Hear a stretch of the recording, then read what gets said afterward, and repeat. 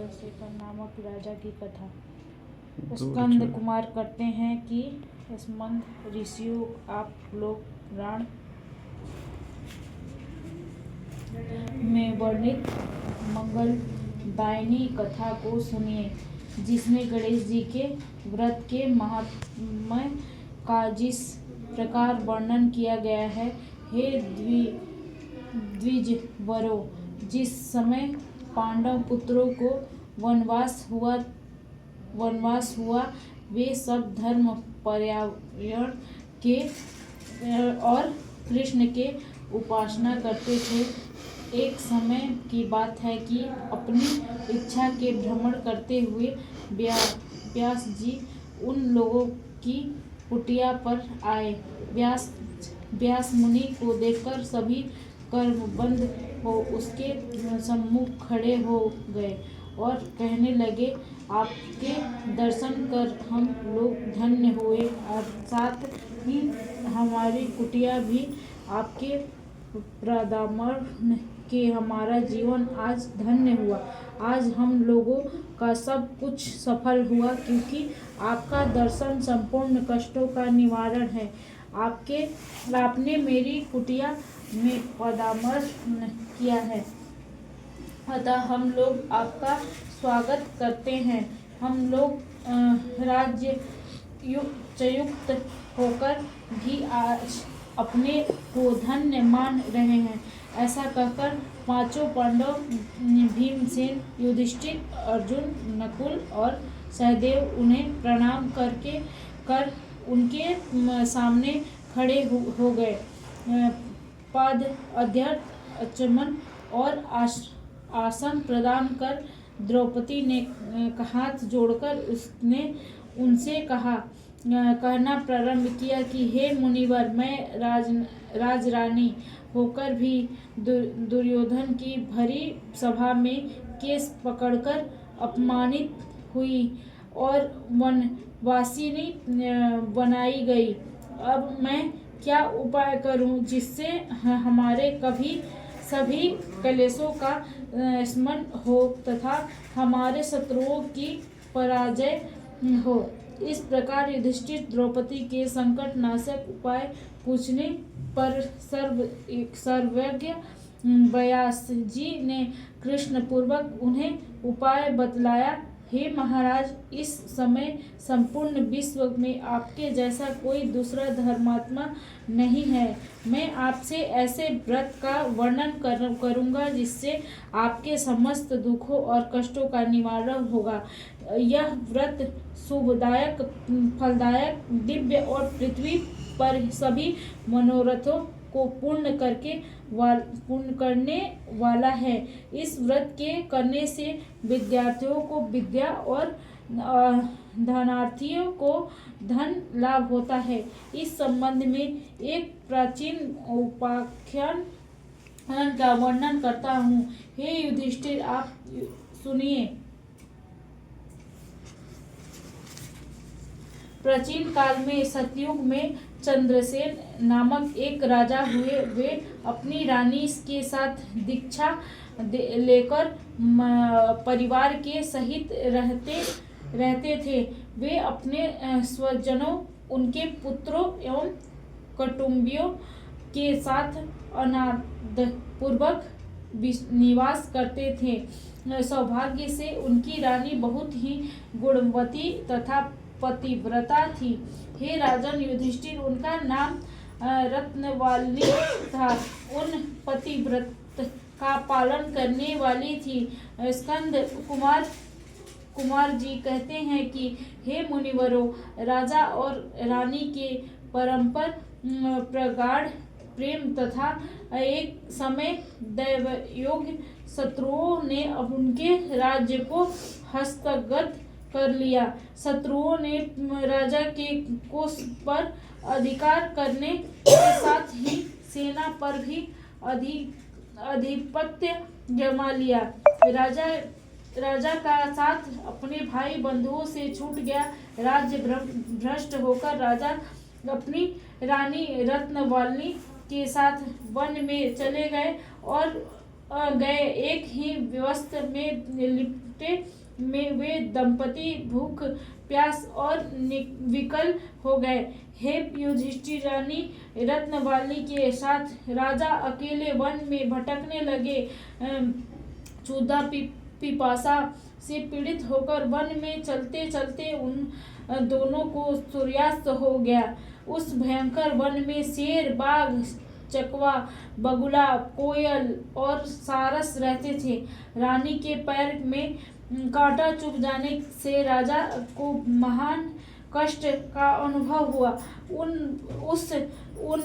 उस वन में घूमते हुए राजा ने प्रातःकाल महर्षि मार्कंडेय को दूर से ही देखा। धीरे धीरे चलकर वहां तक पहुँचे और उन्हें दंडवत किया। उनकी पत्नी ने श्री मुनि को बारंबार प्रणाम किया।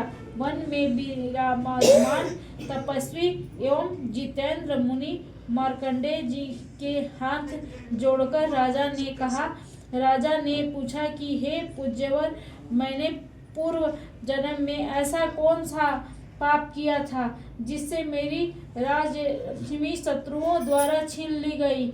मार्कंडेय मुनि ने उत्तर दिया कि हे राजन, आप अपने पूर्व जन्म के वृतांत को सुनिए, मैं बतला रहा हूँ। एक बार अखेट शिकार के लिए आप गहन वन में चले गए। हरिण, चीते और खरगोश का शिकार करते करते उस वन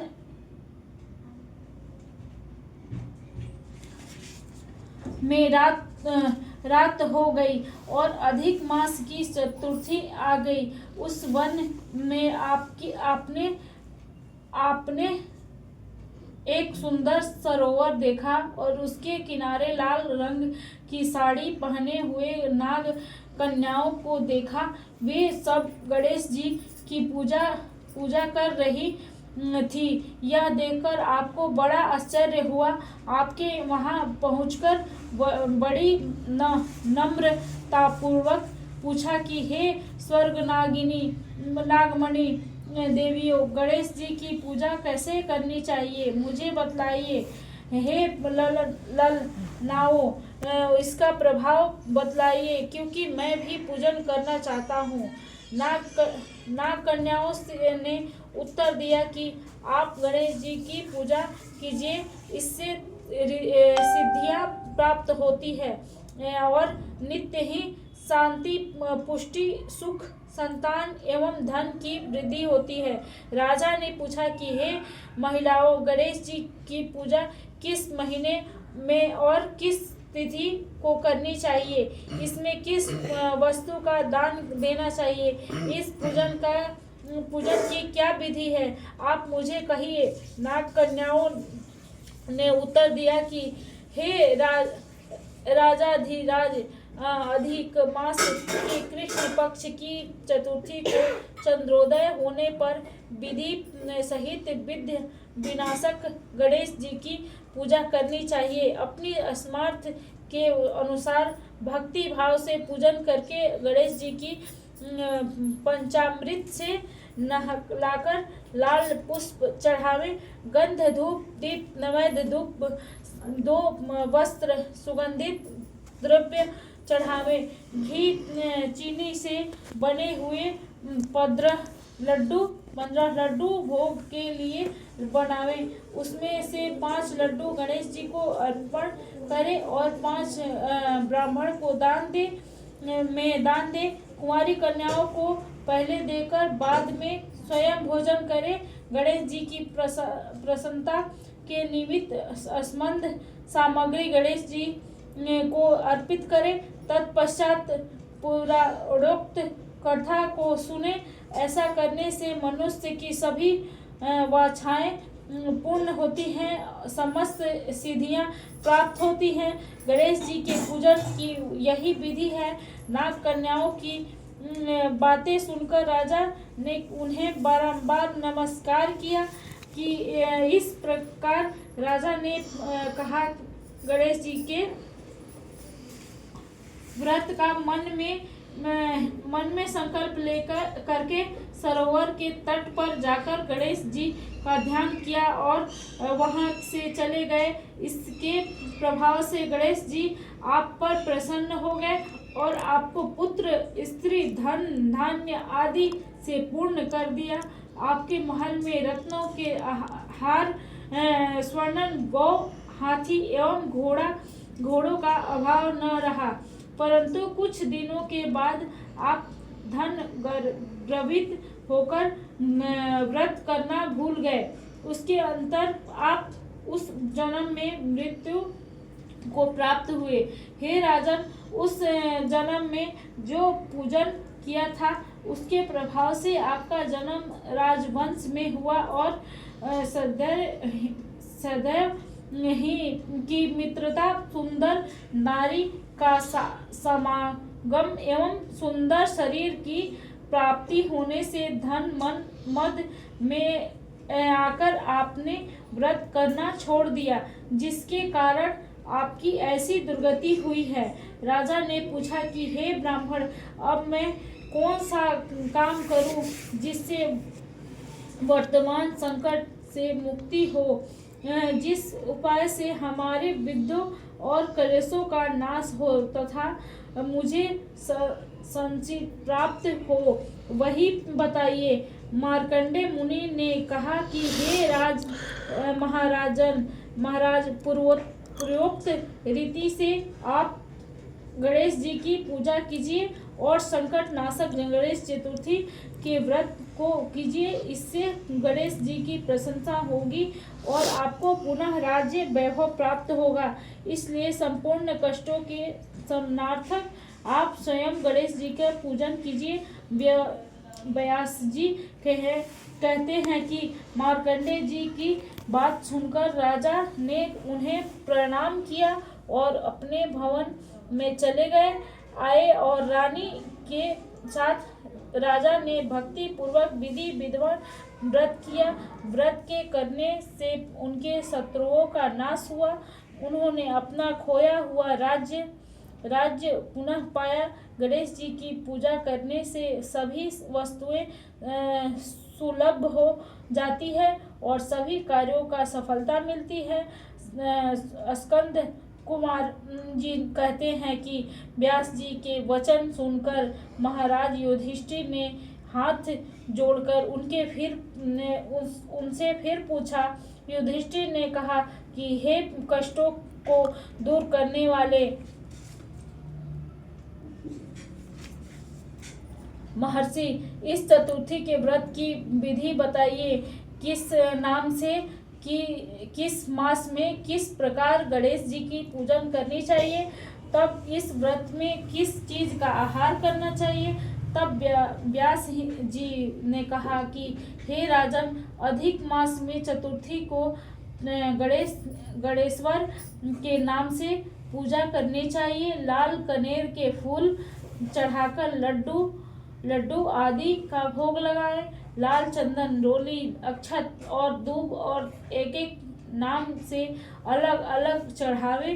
तत्पश्चात विश्वप्रिय नाम कहकर आचमन, ब्रह्मचारियों ने नमः, स्नान, गणेशाय नमः से वस्त्र, पुष्टि दाय नमः से चंदन चढ़ावे। इसके बाद विघ्ननाशिने नमः से नैवेद्य अर्पित करे।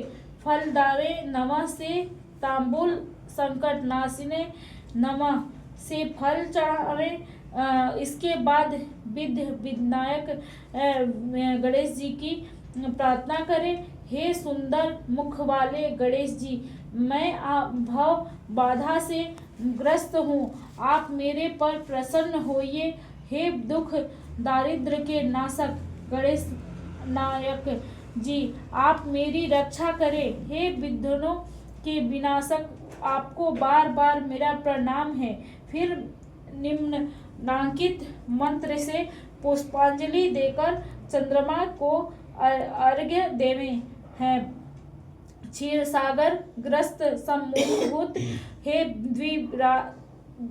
द्विजराज ने, हे शोषण कल्याणों के कल्याणों के अधिपति। शंख में सफेद फूल, चंदन, जल, अक्षत और दक्षिणा लेकर, हे रोहिणी सहित चंद्रमा, आप मेरे अधर्य को स्वीकार करें, मैं आपको प्रणाम करता हूँ।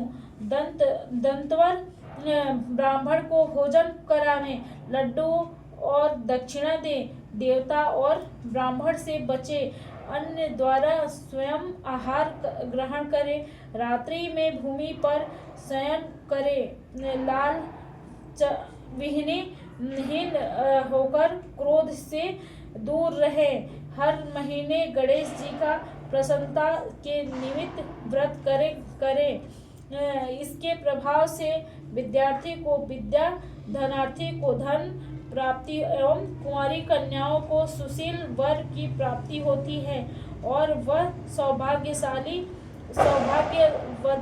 रहकर दीर्घकाल तक पति की सुख भोग करती है। विधवा द्वारा व्रत करने पर अगले जन्म में वह सधवा होती है एवं ऐश्वर्यशालिनी बनकर पुत्र पौत्रादि का सुख भोगती हुई अतः अंत में मोक्ष प्राप्ति है। पुत्रेच्छु को पुत्र लाभ एवं रोगी का रोग निवारण होता है।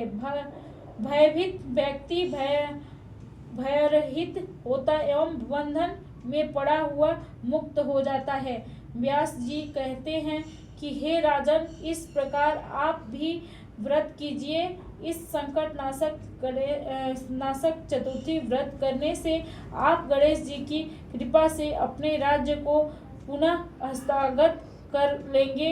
जो मनुष्य भक्ति भाव से इस मंगलदायिनी पौराणिक कथा को सुनते या पढ़ते हैं, उन्हें परम सिद्धि, सुख, लोकोत्तर वैभव की उपलब्धि होती है।